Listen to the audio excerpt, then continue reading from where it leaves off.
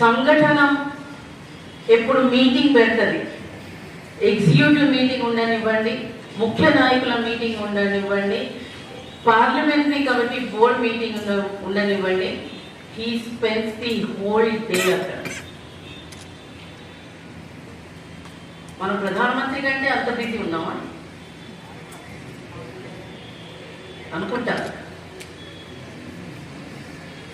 సంఘటనకి ఒక రోజు ఇవ్వకపోతే వేస్ట్. భారత్ మాతకి జై అనడము, జై శ్రీరామ్ అనడము. నేను 30 సంవత్సరాల క్యాండిడేట్ని, నేను 60 సంవత్సరాల నుండి భారతీయ జనతా పార్టీకి పనిచేస్తున్నాను.